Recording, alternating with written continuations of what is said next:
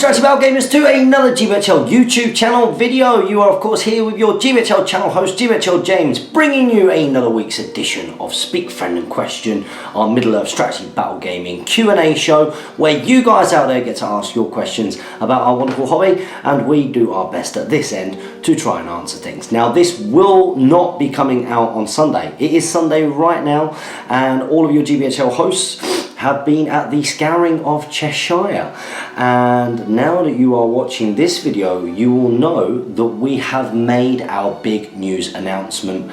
If you've not seen it, I'm going to say it anyway.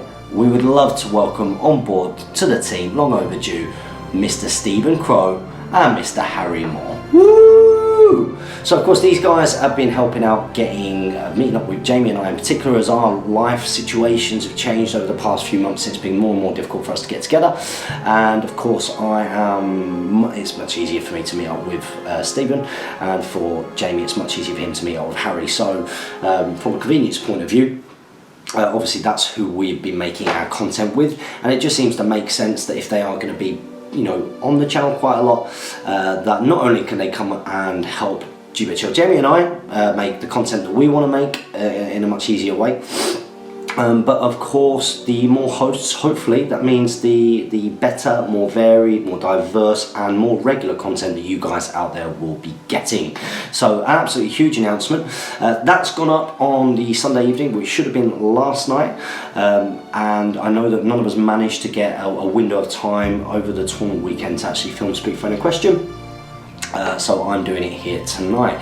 Now, it was a great opportunity for your GBHL hosts to get together as well and have a little bit of a chat about what we want to do going forward.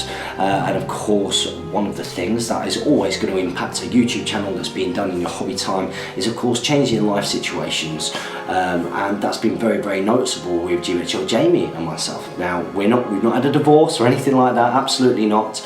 It's really nice to see him this weekend, but it is just a fact that we're struggling to get together, and we did want to have that conversation, especially, it has to be said, about this show here, Speak Friend and Question, because it's very, very precious to Jamie and I. So what's going to be happening going forwards is that I'm going to be doing Speak Friend and Question, predominantly bringing in guests. Hopefully it won't be a solo show that often, but it just in the interests of it coming out regularly, us not sort of miscommunicating and putting up more than one and stuff like that. I'll be taking the reins of this for a little while at least, to allow Jamie to focus on some other things, and hopefully GBHL Jamie and I will be able to meet up at some point as well to continue the show. So this should be coming out on Monday morning. Of course, being in the mines of Moria means that the increased render times of these videos is a little bit longer, so this is probably going to take all night to render.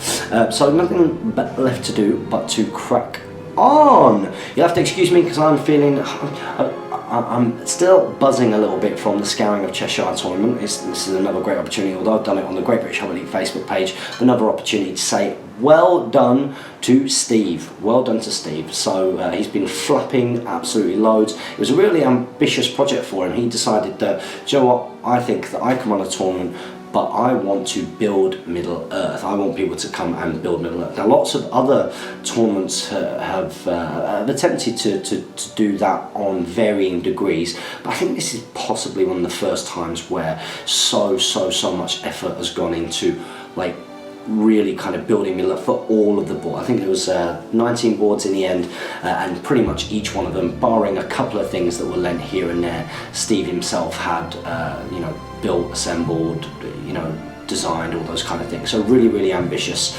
and I know that he's been flapping about it. I know he's been flapping about various things with the tournament, but in the end it was a fantastic event. Everybody had a great time.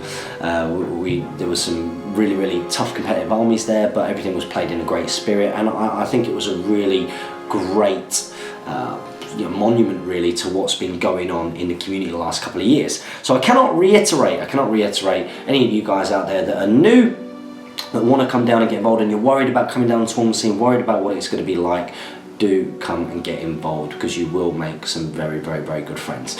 Let's crack on with Speak Friend and Question, guys. Okay, so we're going to start things off with Daniel Theory. He's put morning one and all. Well, yeah, morning when this comes out, but good evening. It's Sunday night now.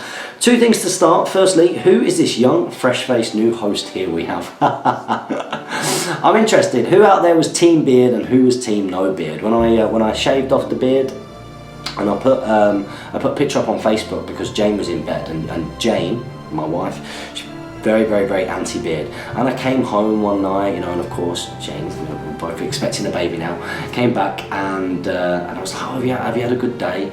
And she said, oh, all I want to do is eat crap, because, you know, hormones absolutely all over the place at the moment. And I thought, Joe, what can I do to cheer her up? So I thought, she hates the beard. I did say that when we have a baby, I would be shaving it off, because she's hated it since I started it back in January. And yeah, but when I put that picture up, all of these anti-beard people came out of the woodwork. I thought I was doing quite well on the popularity front with the beard, but clearly not. Lots of people going, oh, you look so much better without the beard. And but then I've also had other people saying the other. So I'm quite interested, like, what does this demographic, you guys, the strategy battle gamer, what do you guys think? Did you prefer the Rohirrick style beard, or me looking like I should be in a nappy and having a dummy? Because that's where I think I'm at the moment. So back to your question, Daniel. Secondly, I shall apologise for missing 2 weeks worth of speed planning question. Shall we just say life? Absolutely. My question for you guys this week is, with nothing in this world being held sacred, do you believe the Lord of the Rings or Hobbit films will be remade or added to in our lifetime? I'm aware the Hobbit films did only end recently, but you never know. Thanks, guys. Well, it's a really interesting one, because you never know with advancing technology or the like, whether at some point somebody might decide that, you know what, well, I could do this better, or I mean, in our lifetimes, let's say, I mean, I'm nearly 30, so I don't know, let's add on another 50, 60 years, hopefully, you know, to that. Do I think that there'll be, well, that is a long time. You know, that is a long time. I think it's very hard to look that far to the future. I struggle to see sort of in a year's time, you know, let alone 50, 60, 70 years time. So absolutely no idea. I mean, it could be done, couldn't it? It's a long period of time. It was a successful a bunch of movies, Lord of the Rings in particular, you know, so maybe it is something that somebody might look at down the line. Who knows? Who knows? Quite interesting. What do any of you guys think? That was all of your questions, so thanks for that, Daniel. I know you've been away for the last couple of weeks, but let's make sure that we get another question in next week. Next up, we got Twinkle Cave. Howdy, gents. First, congratulations to you and your wife. Well, thank you very much, much appreciated. Today, which is Monday when this goes out, we're going for our second scan, so I get to see my baby again. And I couldn't be more excited. Absolutely. I mean, I would pay to see a scan like nearly every day. I really would. Just to know that everything's okay is, of course, really important. You know, we've never done this before. You know, you hope, let's keep our fingers and toes crossed, that everything continues to be okay, and Jane continues to be okay, and baby continues to be okay. But yeah, just to see, you know, just to hear that heartbeat every day. I can't wait until, you know, our baby starts moving inside Jane, and you know, you put your hand on the top and you can feel that is just gonna, the first time I do that, I think I'm gonna cry. Absolutely. And your SBG related question is, what are your predictions on the points cost of the Iron Hills Menagerie? Ballpark estimates are fine. Right, well, let's have a little think here. So I think the Iron Hills Dwarves, so it looks like they're going to have the ability to go to defense 8 when there's like 4 of them in contact or something like that. Shield wall kind of rule thing, up to defense 8. So what are they going to cost? I've got a funny feeling that they're probably going to come to maybe 14 points maybe. They seem maybe somewhere in that kind of area, although, you know, there are rumours after the Forge World Open Day and people seeing, you know, this PDF of some of the different rules changes, and well, not rules changes, but some of the profile adjustments for the book that's coming out. And yeah, I mean, I think there are rumours that some of the points costs of some other things are kind of being brought in, you know, so they can be used a bit more. So maybe we're not going to see maybe we're not going to see sort of an expensive trip. I can't imagine them being more than 14. I can't imagine them being less than 12. So, you know, somewhere in between there. As for everything else, I think I'd be here. I think there's a video in itself, isn't it? You know, a video in itself speculating about what's to come. But it's all very, very, very exciting. As ever, you know, this is a feedback show. This isn't just about us guys behind the camera. It's as much about communicating with you lot and hearing about what you guys think. So unless you do have an idea of what's going on, comment below. Let us know. I mean, what do you think? What would you like to see with some of the new Iron Hill stuff that's coming out? What I do know is the models look really cool, and it's going to be very, very hard not to buy those models. I'm sure I'm not alone. Hopefully lots of you guys get out there and support Middle-earth Strategy Battle Gaming as well. So thank you very much for that, Twinkle Cave. Next up we got Mark Furness, Mark F91. Always good to hear from you, my friend. Hi guys, is it ever worth channeling Sorcerer's Blast? Obviously the higher strength will benefit you against certain defense models, but inevitably the one time I do channel it, I roll a 1 for the knockback distance and the might point is pretty much wasted. Thanks, happy Strategy Battle Gaming. I guess that then, you know, it does come down to a risk reward. I think, you know, let's say for example your opponent had priority. They've already moved into their positions. There's no way of them sort of being able to then get out of that situation, and you have got a really good blast line that could, you know, that really could change the game. Even if you manage to roll, you know, a 3, 4, 5, or 6, you know, you're going to be hitting at least sort of 6, 7 models, you know, and those models are, let's say that they were, you know, defense 4, 6 or 8, then of course the channeling is going to make a difference. So I do think that there are times, but I do think there are times. I think that you have to commit to it. You know, if you're going to do that, you are going to sort of be using, you know, your free 1 and maybe, you know, 2 or even 3 from your store. You know, it's a big investment. It's a big investment. It's not necessarily what you want to do all the time, but if it's going to be game changing, you know. You know, you're coming towards the end of the game, things are on objectives, your battle lines are about to clash, whatever it may be. I think that there are times that you could justify. You don't see it that much, but I think that you could justify it. But of course, because of the way Strategy Battle Gaming, you're absolutely right. You'll do all of those things, and you'll be like, right, as long as I don't roll a 1 and it's only like affects 3 models or whatever, or 2 or 3 models, and then you'll roll a 1. You know, it's always that situation, isn't it?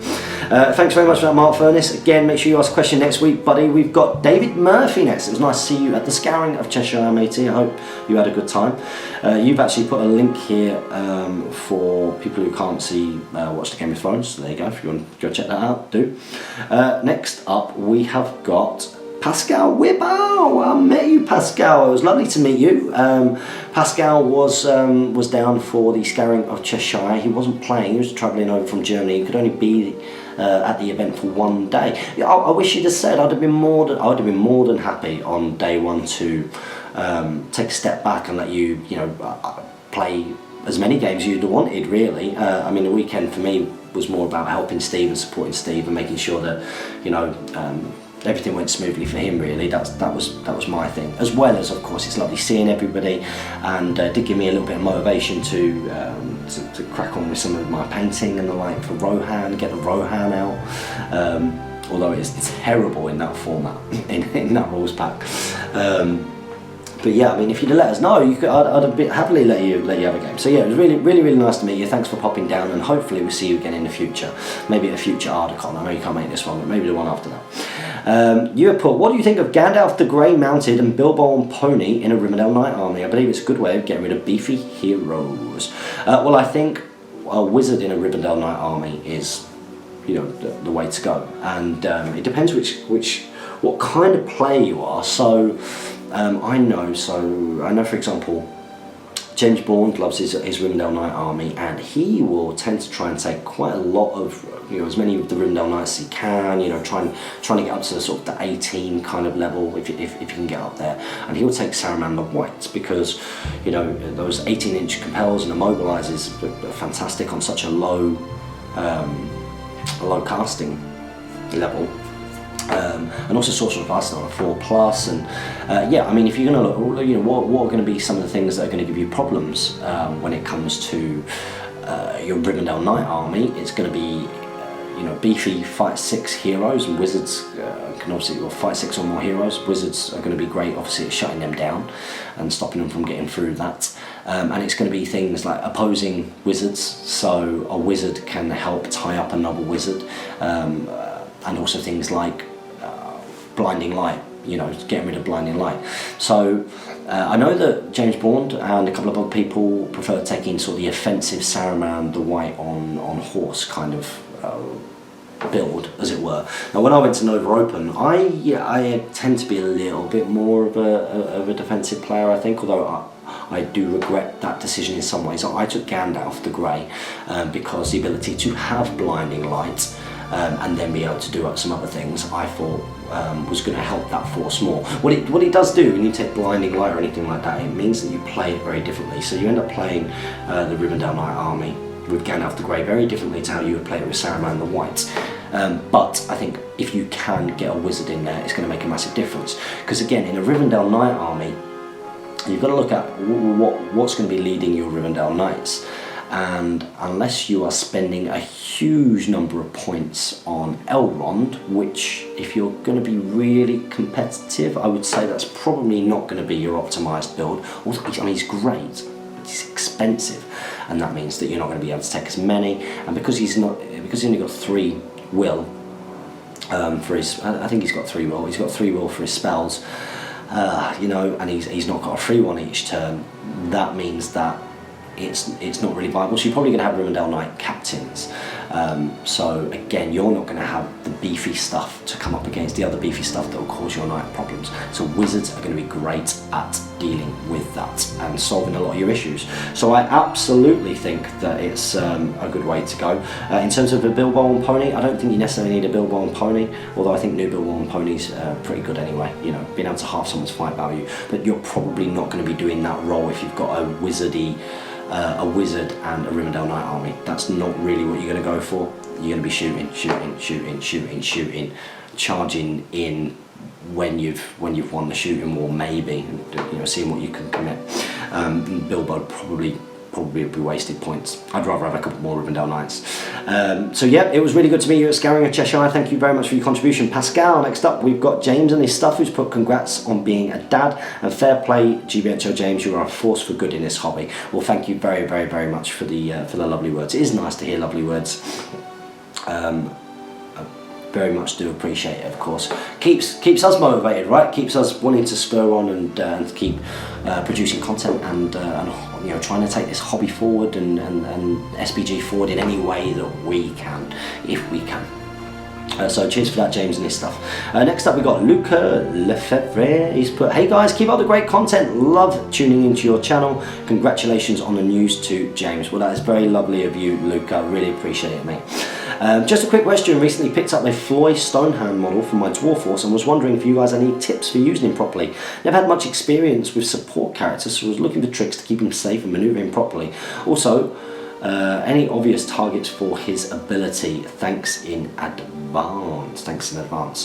Well, yeah, I mean, I think line of sight, you know, that's his thing, isn't it? The fact that as long as he can see anything across the battlefield, and you really don't want him in it. You don't want anybody else to be. You don't even really want him too close to your battle lines necessarily.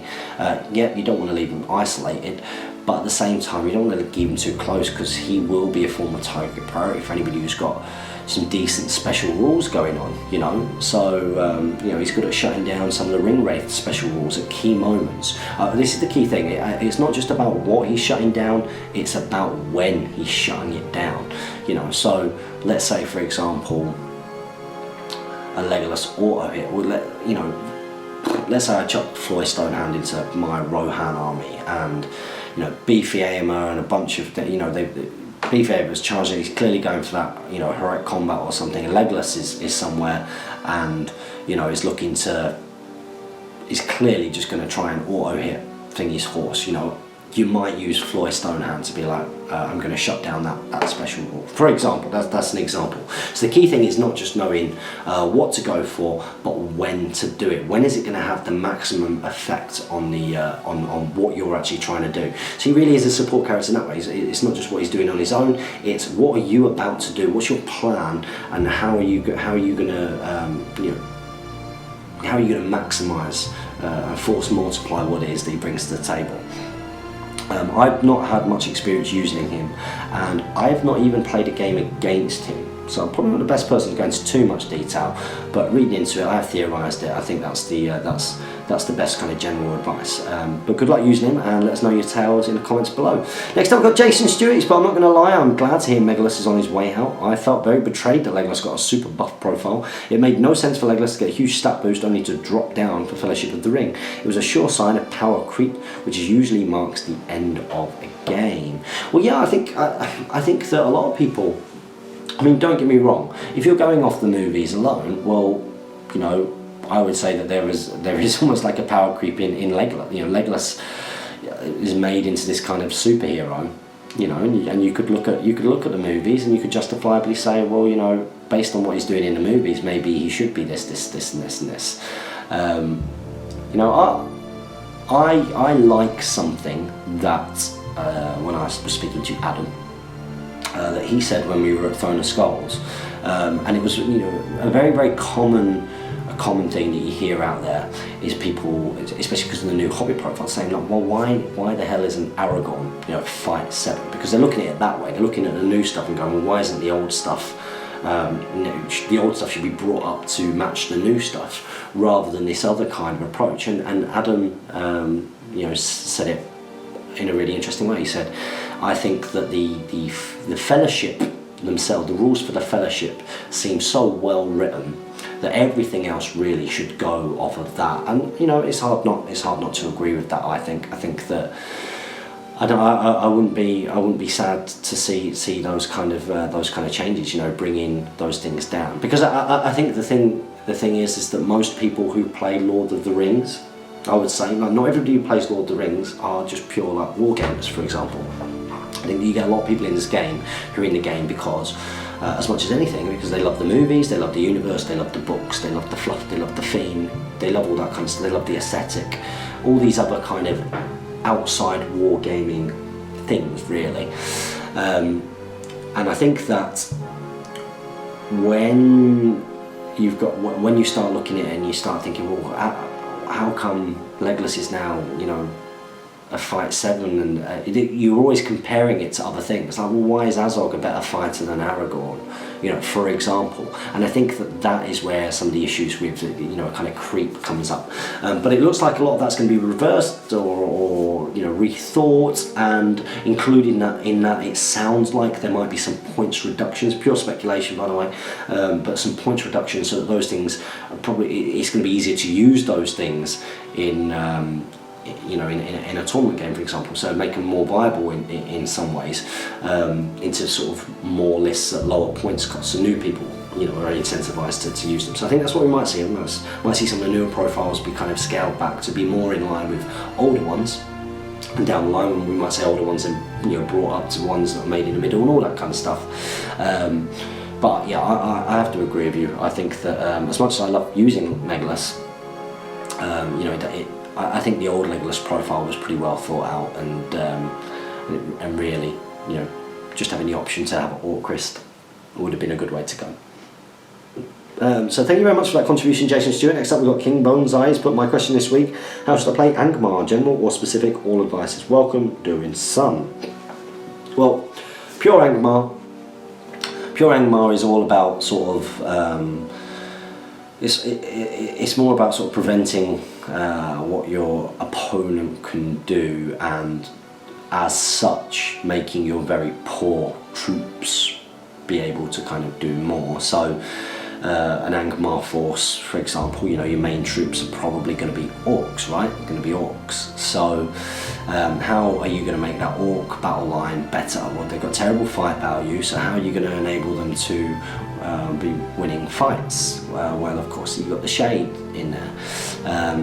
You know, they don't really, you're not really going in there to take sort of big heroes, for example. So things like the Dwimmerlake, making your opponent having to use more might, using things like the Spectres and the Barrow Wights to sort of, target enemy heroes, move things around, and just stop your opponent from having their game line and making your what would be quite a poor line when exposed to things like, for example, big heroes or better troops, making that be broken down really.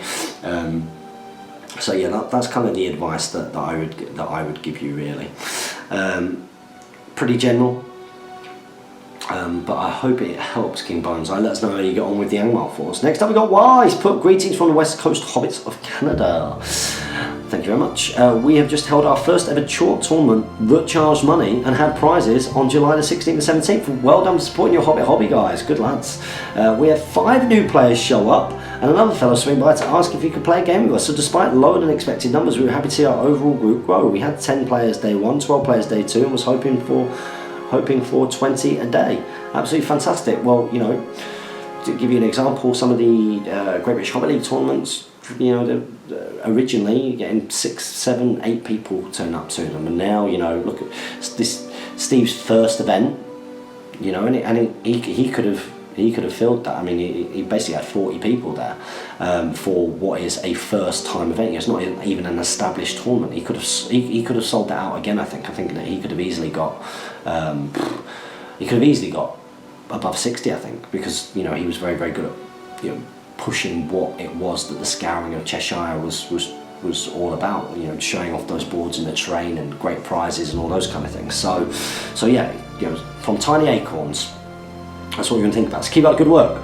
Can you share what it was like when both the Facebook page and the channel were both in their infancy? It's hard for us who found you later in life to imagine such Wild West pioneer days for the hobby.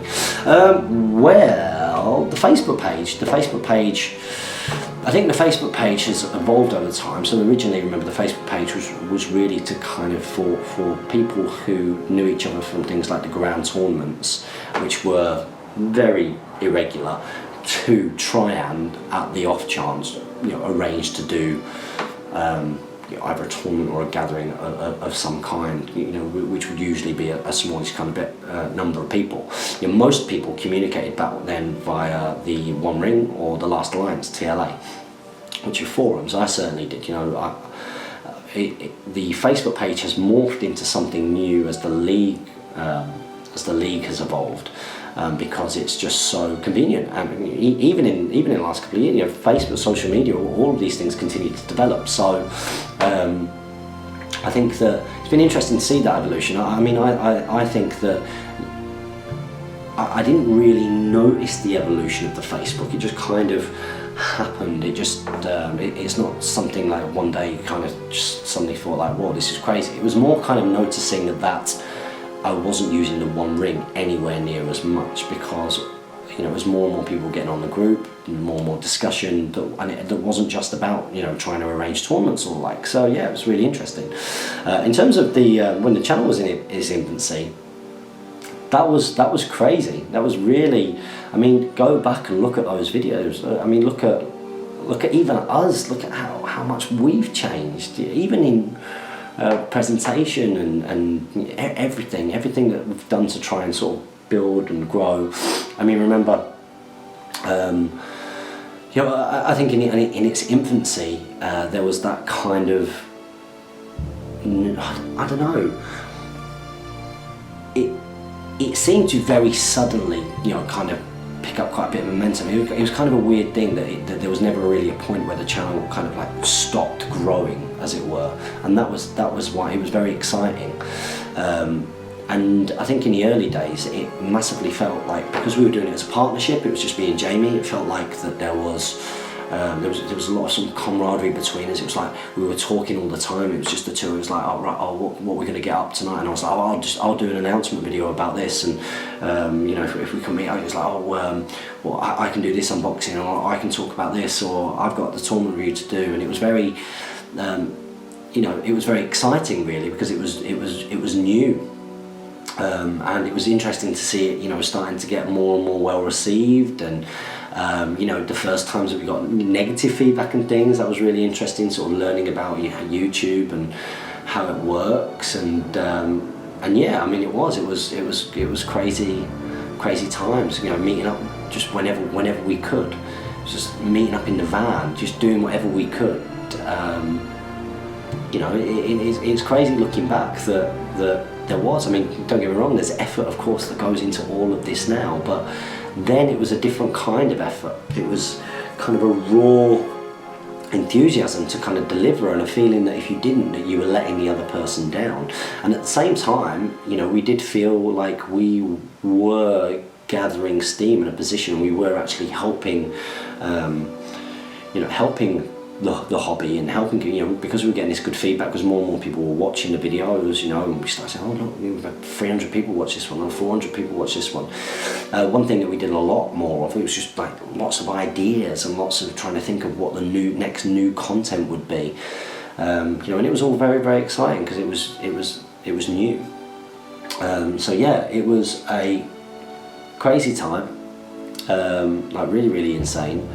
But you know, I wouldn't change all of that for the world. It was, you know, some of my favourite times on the channel really was that kind of camaraderie between Jamie and I while we were doing something new, and seeing that it was being well received, and seeing it grow really. So yeah, really cool question actually. Wow, thank you very much. Next up, we're going to go to Tim Hines. But hello, my question this week is: who do you consider to be a better general, Suladan or the Golden King?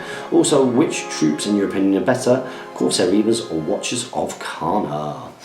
Okie dokie, let's start off with your general question. A better general, Suladan or the Golden King? I would probably say Suladan. His role, you know, I know that he can do quite a lot, but his role isn't, you know, as combat-y, I suppose, but at the same time isn't Suladan. And Suladan got one fate, 2 wounds. I just think the Golden King is probably going to be a better general, pretty competitive as well, and a better troop between Corsair Reavers and Watchers of Kana. Probably Watchers of Kana, I would say actually. You know, a Corsair Reaver, yep, fight 5, 2 attacks, but the things that tend to make a Corsair Reaver better are when you put them in combinations with other things, whereas Watchers of Kana don't rely on that. So a good Corsair Reaver army will normally have been converted to axes, because of course they're already relatively low defense, because they're high fight and 2 attacks, you know, strength 3 could be a downside as well, you know, even though they're 5/5 2 attacks, but all of a sudden it's not a downside if they can piercing strike. It's also when they're taken with shades in support of them, you know, shades and orc spearmen behind, so all of a sudden you've got 3 dice and your opponent's got -1, you're fight 5. So really maximising your chances, or a Shadow Lord again, you know, just to make sure you get into combat. So Corsair Reavers usually rely on other things, whereas Watcher of Kana spam, you know, they inexplicably have, you know, a high fight value, 2 attacks, they've got poison bows, and they're cheap. They're really cheap, and it's just inexplicable. And you can take 50% bows with them, and cheap heroes, you can really get quite a lot of them. So I would say that Watcher of Kana, I would be more worried myself coming up against a Watcher of Kana army than a Corsair Reaver army. Absolutely. So that is my answer to that. I hope it was helpful. Thank you very much for that, Tim Hines. Next up, we have got Matt M. He's put, hey guys, congrats James on your upcoming bundle of joy. Sleep while you can. Certainly will do. Well, I haven't been. We've just been running around for Cool Steve, GBHL Steve, all week. Just helping him out, really, being the man with the van. In fact, I got half the terrains in my van, and it's going in my cellar for a bit, because hopefully we're going to be able to film some really cool battle reports over on Hot Gates Gaming. Make sure you go and check that out. Links in the video description below if you want to see my battle reports. You have put, I finally decided to get in on the loop after a long time watching your excellent channel. Well, if you are in the loop, you know what you need to do. You need to ask a question next week, as long as you feel that we've answered your question. And make sure you guys are adhering to these loop obligations, otherwise Speak Friendly Question will die. We don't want to do that. I will be going to Nova for my first ever Lord of the Rings tourney. Good choice, good choice. Going to be a good setup. And I believe as Devin managed to get 60 people this time, so like 2 or 3 times as big as it was last time. We're all really excited to go. I have to admit, I've wavered in the last couple of weeks, because well, as you saw in the start of the Speak Friendly Question a couple of weeks ago, where I made the announcement about baby and what's going on with business, and the fact that some put a claim in against me and my business, and just Ardicon and all of these things that are going on, that I really felt like, you know, am I actually going to be able to go to, you know, can I afford to go over to Nova? Can I afford to take the time to go over to Nova? I really want to go. I really want to go. You know, I did well there last time and I had an amazing time, and it would be nice to catch up with our American buddies, and they looked after us really well. So, yeah, if you're going now, I look forward to meeting you. My query is, what is your opinion on Thryden? I like the profile, but the lowest defence and fight values make me concerned he won't make his points back. Yeah, I mean, Thryden really is the only mid-level points kind of option of hero for your Isengard army. You know, they've got very good kind of medium-low, you know, points across here. You know, captains are very good, and Vascu and all that kind of stuff. Shamans, everything around that kind of 50, 60 points kind of mark. You're all pretty good, but then it's, you know, you big jump up to Saruman and Grima really. And Thryden kind of fits nicely in the middle. Now, actually, I think that his big drawback really is his fight value. But if you consider what you're going to be using him for, and what you're going to be using him in combination with, well, if you've got Saruman and Grima in your army, Thryden becomes much, much, much, much better, because Saruman alone, let's start with Saruman, let's not even talk about Grima, who's going to be making it much harder for enemy heroes to, you know, strike up to compete with your heroic strikes. They're going to be using more might and all that kind of thing. You've got Saruman there whacking off Sorcerer's Blasts, and, sorry, not Sorcerer's Blast, Immobilizes, you know, and he can go in, and he will. I can remember playing against Damien, Lords of Battle game, and my skirmishing just did not work, and it was one of these where you had to take like 2 heroes that equal over 200 or 250 points. I think I took Guahir, and yeah, Guahir got like compelled and mobbed by ferals and destroyed, and then I had to chase the game, and in the chase of that game, Knight of Pelennor busting up the field over on the right hand flank, getting up there and everything, and got into a duel with Thryden, and Thryden smashed him. Thryden smashed him. I mean, it shouldn't happen like that, but Thryden smashed him because, and that's because where Grima was. You know, in the end, I was out of the might. I couldn't heroic strike. I couldn't match him, and yeah, it was tough. So I think that he can be pretty good. He's big, especially if you're taking Saruman and Grima. So, you know, higher points costs. That's where I think that he is strongest. I hope that helps, Matt M, and welcome to the loop. Next up, we have got Dan Phil. He's put, I've been meaning to get back into this for a while. So I've been meaning to get into this for a while, but mainly just recreating my favourite moments in Middle Earth. So any tips for a beginner? Well, if you're any tips for a beginner in terms of recreating your favourite moments in Middle Earth, we'll pick out those moments, find those models, make sure they're models that you love, and get painting, and try and get yourself a good quality YouTube channel like this one on while you're painting, to keep you motivated and keep you in tune with the hobby. And in terms of playing, you know, go down to try and find local gaming stores, get yourself onto the GBHL Facebook page. There's like a player finder thing there, you know, and just start trying to find local players. And even if you're walking into, you know, the Games Workshop, like you can ask the store manager, is there anybody who plays Lord of the Rings, The Hobbit? And they'll let you know. And a good way of getting other people to play is also, you know, coming up with 2 forces. Get 2 armies that you really like and try and get people to play that way. So that's a good way of getting into it, and, you know, on both sides really. And you put what paint set should you buy if you want to get Easterlings? Well, I don't tend to buy paint sets, I tend to buy individual paints, but of course if you're going for Easterlings, you want to get a couple of golds really. So you want to get like a darker gold maybe, and a lighter gold. You want to get like a Runefang steel for your absolute tip highlights on that. You need your Nuln Oil wash, and you need a couple of reds as well. I think, you know, if you're going to go for the traditional, you need to go for your get your Khorne red and your Mephiston red and do your highlights that way. And I think those are probably the main things that you need there. So thanks very much for that, Dan Phil. Next up we have got Saruman the White. He's put both our Farazon and the Fall were correct. Unfortunately, Umbar was founded in the Second Age by the Númenóreans. Oh, so you meant the city, not the country. See, that's where I was confused. Because, of course, Umbar was founded by the Númenóreans in the Second Age. I know that.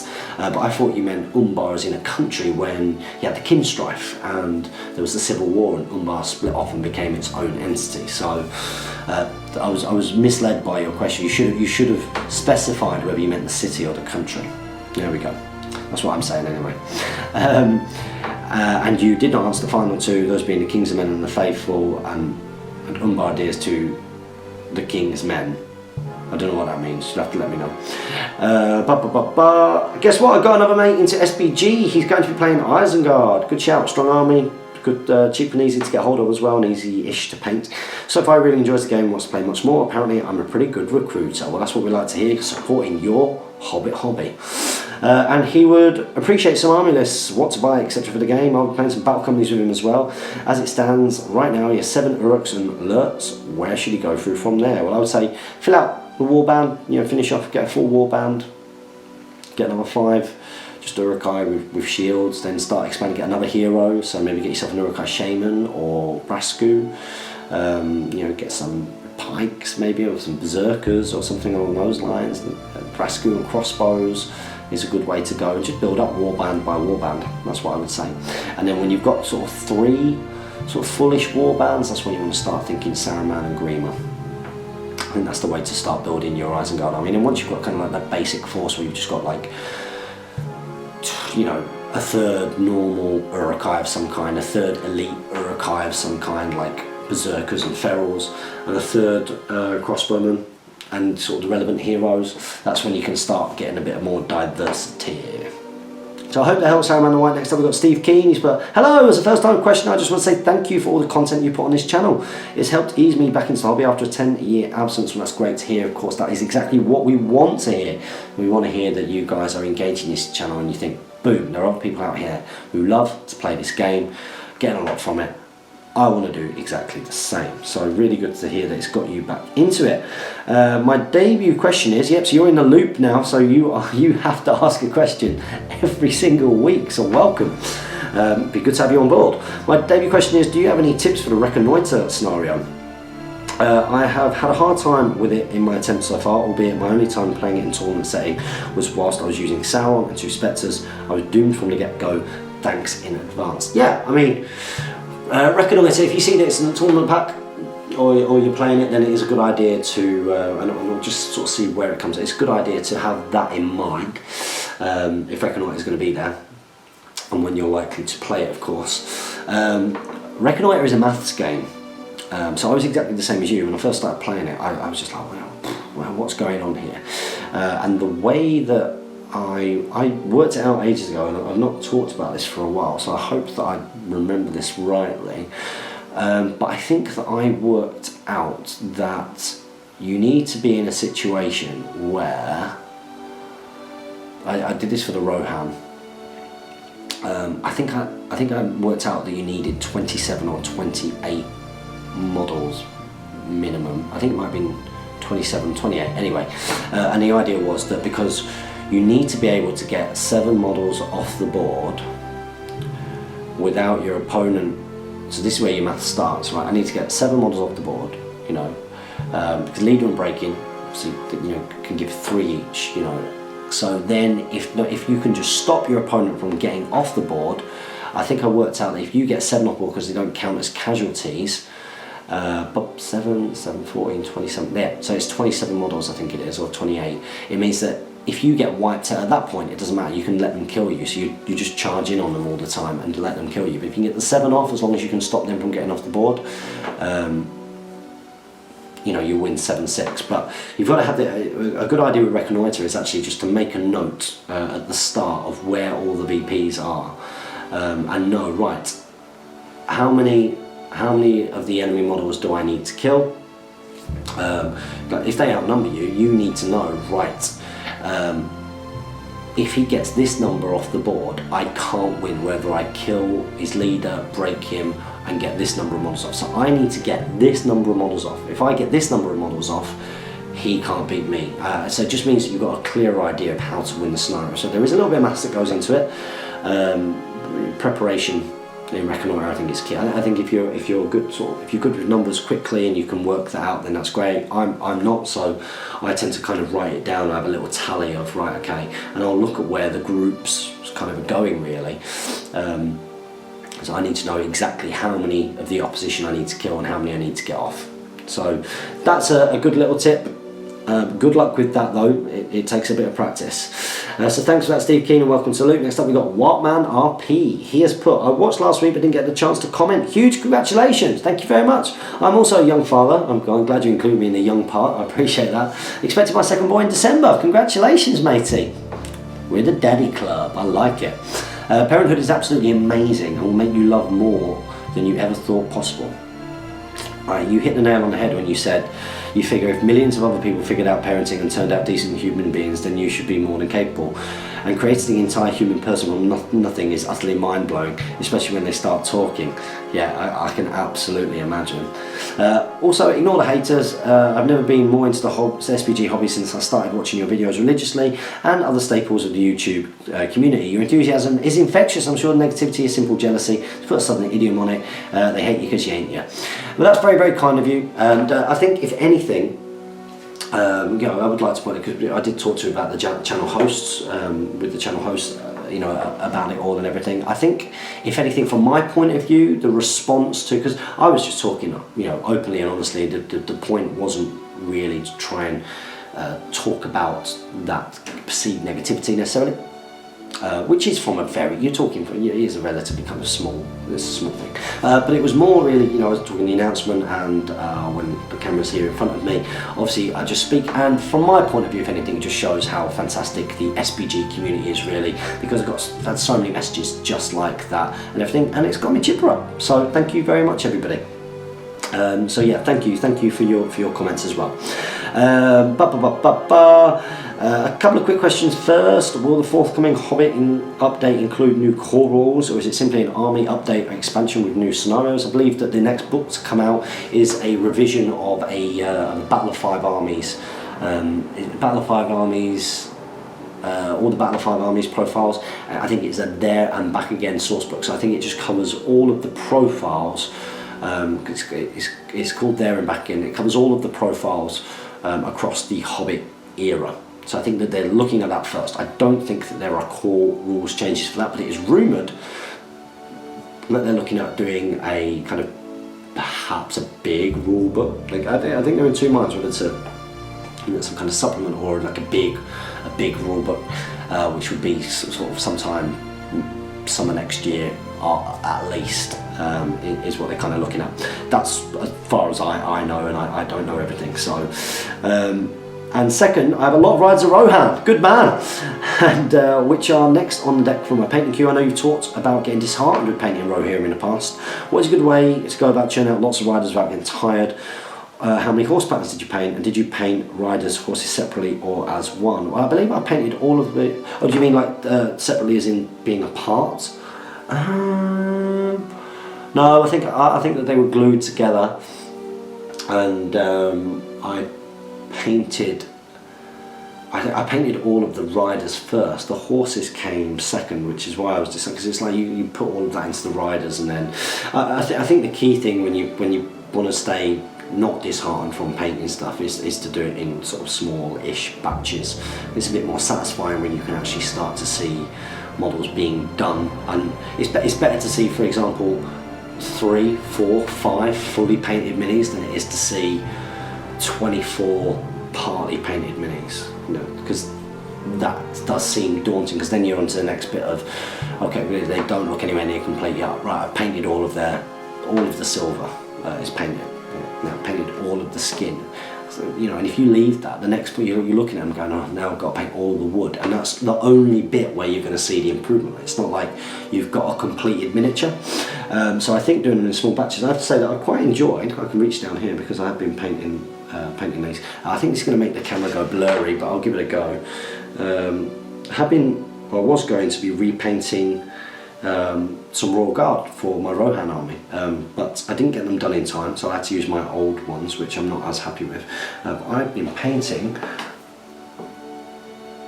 some Rohan Royal Guard. There we go. Painting a few of these. I'll just get a couple up. So these will be coming to a hobby blog near you soon. Because, you know, in fact, I mean, these aren't, they're not nowhere near done. The cloaks are nearly done though. I've got the guys here. By the way, before everybody calls me, this model was bought like this. It came as part of a batch, so I haven't added an axe to a Royal Guard because I'm probably not going to be piercing striking with a Royal Guard, to be honest. There you go. Looking there. I like Royal Guard. I like the aesthetic of them in the movie. I think it's one of my favourite aesthetics, and I was always really disappointed with the ones that I painted, and of course my painting levels improved quite a bit since then, so I'm actually kind of looking to getting these guys done, and that's just 3 of them.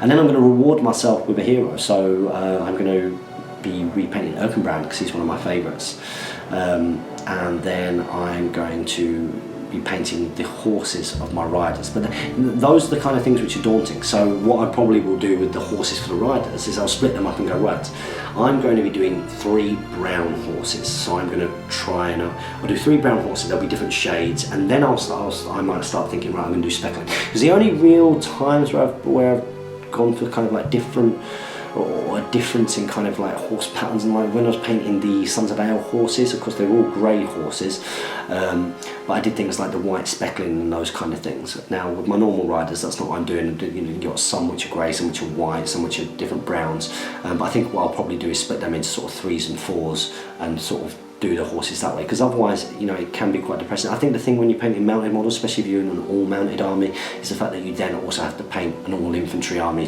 as equivalent with it. So yeah, that's my advice, is don't try and paint everything at once, unless you're a really quick painter, which I am not. Thank you very much for that, Wildman IRP. Next up we've got Brad Dye Hipster. Hello once again, exclude the lack of questions, just been very busy. Also a late and big congratulations to James. Well, thank you very much and welcome back to the show. We always like to welcome back people who haven't been here for a while. My question for this week, I'm unsure which named Wraith I should choose to lead my 600 point force. This is how it is so far. Named Ring Wraith on Felbeast, Shelob, Mordor Troll Chieftain leading 2 Mordor Trolls. Do you have any suggestions as to which Wraith fits in the best? Thanks guys. I think in that situation I'd probably take the Undying. I think I'd take the Undying, because then you've got solid, because Shelob, Mordor Troll Chieftains and the Mordor Trolls are all going to be wanting to sort of get in there, so you want your Wraith to be sort of a caster, and kind of out of it a little bit, and that makes sense then for them to be a leader. You know, Undying can get will back and the like, and has a huge amount of will for the casting. I would probably say the Undying myself. Someone out there might disagree with me. Feel free, let me know. But yeah, I'm probably going to go for the Undying in that situation. But good to have you back, matey, and make sure you ask a question next week. We are on our final question, and just coming up to an hour now, so a perfectly timed episode. Like I say, I do apologise that this wasn't out last night. It's currently quite late here on Sunday evening, but of course we did do the host announcement. You got a few videos to look forward to this week. I didn't manage, you'll see in my Scouring of Che-Shire journey vlog, I mentioned quite a lot about that I was going to be doing some player interviews and looking at different armies. Didn't get around to that. I just got absolutely chocker helping Steve out, which, you know, is no problem at all. But yeah, didn't manage to get around to that, but I do have we do have this. I also have hobby vlog, which I've been filming bits of for weeks. I got quite far with my Saga models, and I also started painting Man of Warships. If I ever get around to playing that game, which would be nice. And got quite far with them until the run up to this tournament. I've been helping Steve lots, and then I just started painting a Rohan. So I'm probably going to cap that hobby vlog off sometime tomorrow afternoon, and just finish off by talking about the Royal Guard and put that up. So you've got a hobby vlog to look forward to, you've got a tournament journey vlog to look forward to. Steve and I are of course doing the rules you'd like to see, talking about the Fallen Realms next, so that's coming up very soon. And of course you've all got the semi-finals of the Middle-earth World Cup with all the guys, Planted and Speak Friendly Questions. So I think we're going to be getting back to daily content very, very soon. Lots to look forward to, guys. Our final question is from Dom BR. He's put, Stormcaller is a good shout, James. All I can think of when I see that model is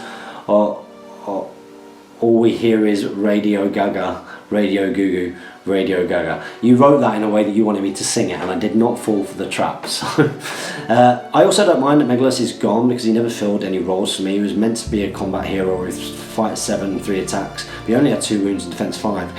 You're also paying for his deadly shots, so you want to make some use of that, but he was never really a good shooting hero. He has no Elven Cloak, and you're paying a lot for Orcrist, 3 attacks and fight 7, so if he's at the back, you're not using him right. So yeah, quite glad he's gone. Well, can't think of a question, so that's it from me. We'll be out of the loop for a while and off on my holidays. Ta-ra for a bit, we'll have wonderful holidays. Yeah, I think you're not on your own with thinking about that Megalus. I did like Megalus. I like Megalus, I used Megalus in my Rivendell Knight army. Nova, which did very well at Nova last year. Don't know if I mentioned it, came 3rd. And I used Megalus because the thing I liked about Megalus is that, you know, of course you've got the shooting. Shooting's great, but it was the fact that he was also a hand grenade that could counter the big stuff that came in on him. And Orcrist, of course, you know, having that Elven Blade to, you know, when it comes to winning the fights and things as well, I just thought was absolutely incredible. So, you know, and if you chuck him in, he's going to do stuff. He was very, very good at. I mean, he won me games. There were games where you know, he heroic combat round, killed shamans, killed ringwraiths on fell beasts, and all kinds of stuff. So I know what you mean. You missed out on the deadly shot, but what he's also giving you there is a little bit of tactical maneuverability in some sense, because the Rivendell Knight army has that. The Rivendell Knight army, as we talked about loads of times, is like the Apache gunship of the cavalry choice, as it were. You know, they're great in combat. They fight 5, they get the charge up, they got a lance, they're going to kill something, they're going to knock it down, they're going to kill it. High fight value, high defense. You know, all those kind of things. Great, but they're also a 3+ shoot value elf that's defense 6, so he's going to be wounded by fire easy, that's on a horse, effectively getting a free in the way, as it were, when it comes to the shooting battle. So you know, they have got, you've got options both ways, haven't you? You can look at it and you can, you know, just like with them, he can do the role if you need to of doing the shooty stuff, but then boom, you can do the killy stuff as well, just like they can. So I felt they fit in quite well with that army from a competitive point of view, but I would agree with you. You know, Legolas is at his best with an Elven Cloak, you know, behind a line with Galadriel with blinding light covering everybody else. Let's face it, that's what he's best at, I think. So yeah, I won't be sad to see him go, really, because I like the idea that some of these Hobbit profiles might be sort of repointed and brought down, so it's easier to bring them in smaller points matches, and then they are also more thematically in line with some of the Lord of the Rings profiles that we love so much. That was Speak Friend and Question, guys. I hope you enjoyed it. I know it's a solo video, but I'll be back with somebody next week. Remember, Speak Friend and Question going forward.